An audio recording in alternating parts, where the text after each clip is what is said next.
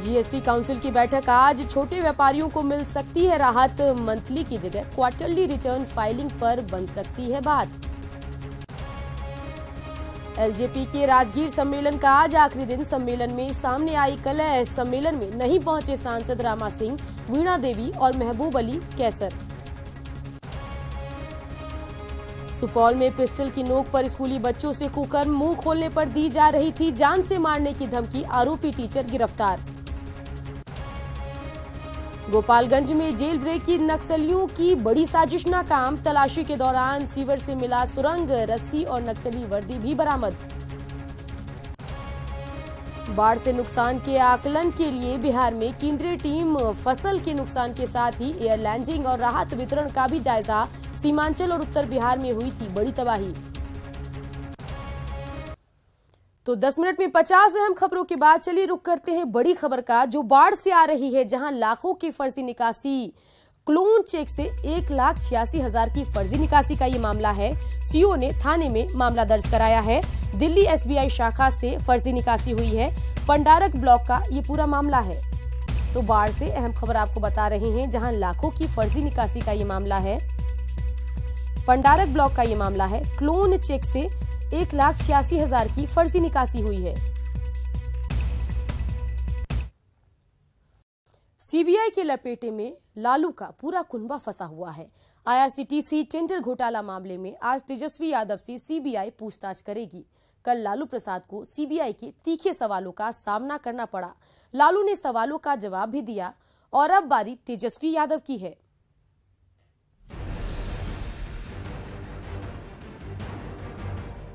कई बार के बुलावे के बाद आरजेडी सुप्रीमो लालू प्रसाद जब सीबीआई दफ्तर पहुंचे तो उनसे सीबीआई के अधिकारियों ने आईआरसीटीसी टेंडर घोटाले में घंटों पूछताछ की। अपनी बेटी मीसा के साथ सीबीआई दफ्तर पहुंचे लालू प्रसाद से सीबीआई अधिकारियों ने 40 से ज्यादा सवाल दागे।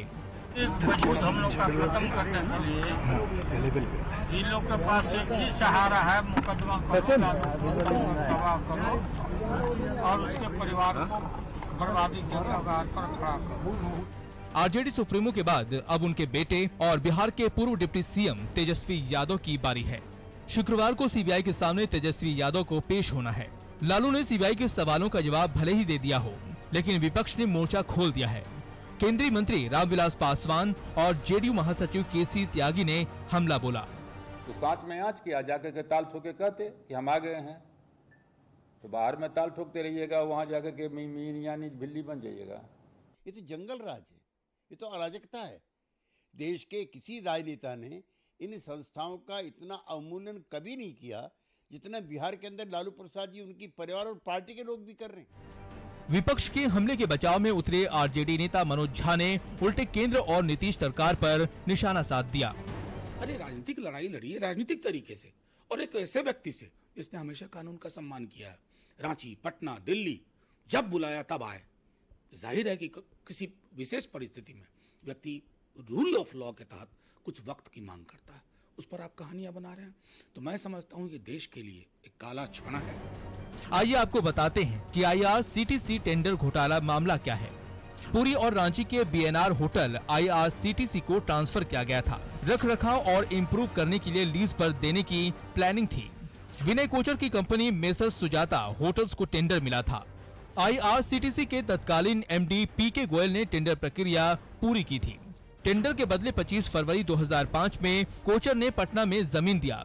3 एकड़ जमीन मेसर्स डिलाइट लिमिटेड को 1,47,00,000 में बेची। एग्रीकल्चरल लैंड बताकर सर्कल रेट से कम पर जमीन बेचा गया था। 2010 से 2014 के बीच लारा प्रोजेक्ट को 65 लाख में ट्रांसफर की गई। लालू प्रसाद भले ही सीबीआई के सामने पहुंचकर जवाब दे दिया हो, लेकिन आने वाले दिनों में उनकी मुश्किलें बढ़ सकती हैं, क्योंकि इस मामले में लालू के साथ साथ उनके बेटे और बेटियों के भी नाम हैं। Bureau report, ETV news. वस्तु एवं सेवा कर यानी जीएसटी काउंसिल की आज अहम बैठक होने वाली है। माना जा रहा है कि इस बैठक में जीएसटी काउंसिल में कई फैसले लिए जा सकते हैं, जिससे छोटे कारोबारियों को राहत मिल सकती है।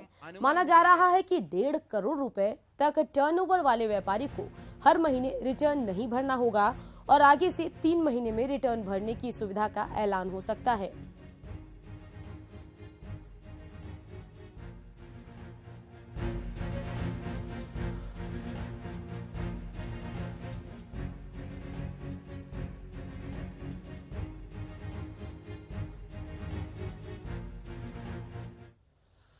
इसी के साथ इस बुलेटिन में इतना ही, लेकिन बिहार की तमाम खबरों को विस्तार से जानने के लिए लॉग ऑन कीजिए news18bihar.com पर। और आगे एक छोटा सा ब्रेक के बाद लौटेंगे सुप्रभात झारखंड के साथ।